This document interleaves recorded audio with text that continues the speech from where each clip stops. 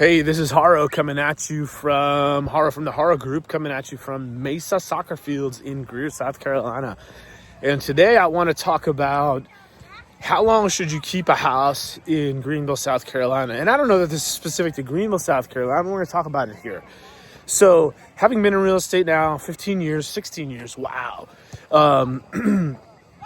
What I've found and when I talk to buyers is that when you buy a house in any normal market, you need to be planning on sitting on it for at the very least 5 years, maybe 10.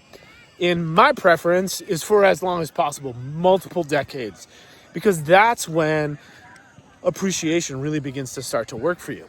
So that's my recommendation to buyers. If you're going to buy a house and stay in it for 2 years, 3 years, 4 years, if it's a normal market, which we have had a hot market, but that lasted like 2 years. That was crazy. It was really the result. This is an off ramp on this conversation. It was really the result of our government printing several trillion dollars, and that's why we had such a run up in prices. In fact, if you look at the money supply in the United States and the median house price appreciation, they almost follow each other. The curve follows each other. So it's not really that your house was worth that much more. It's that the government printed that much more money, so your dollar buys less. So, however, that is an extraordinary scenario that doesn't happen that often. It did happen, and we're trying to tame it. Back to the question of how long should you stay in your house. My recommendation is at the very least 7 to 10 years before you sell it.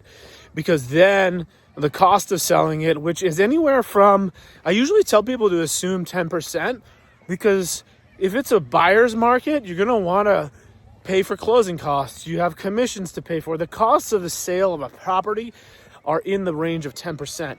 So if you buy a house with 3% down and you finance 97%, which you can do, or you with 10% down and you finance 90%, you're going to be close to being upside down on the house for the first several years. And we're going to have to find yourself. Now, God forbid the market depreciates. And well, how do you know if the market's going to depreciate? You don't. Markets go up, markets go down. And the timing of there's so many factors that go into that, it's really hard to time it. So I wouldn't try to get into that game. What we know is over the very long run, real estate appreciates. I bought a lot for $30,000 in 2012. I got a verbal offer for it last week for $600. Over time, these things appreciate. I'm not selling it. I'm holding on to it.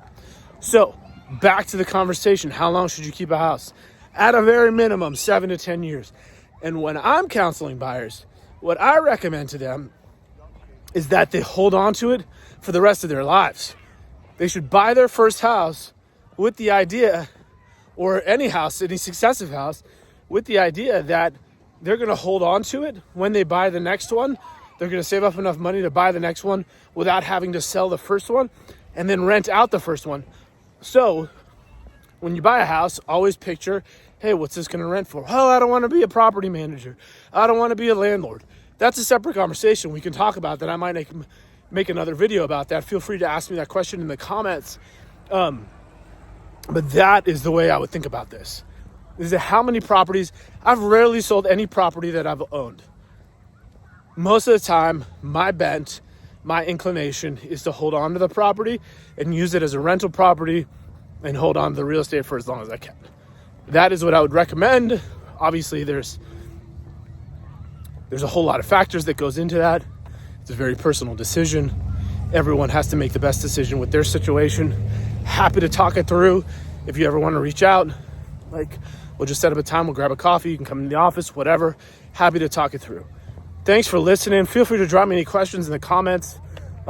More than happy to address them. If you know you're only going to live somewhere for 2, 3, or 4 years, generally speaking, the last 5 years being an exception, generally speaking, I wouldn't purchase a property. Those are my thoughts on it.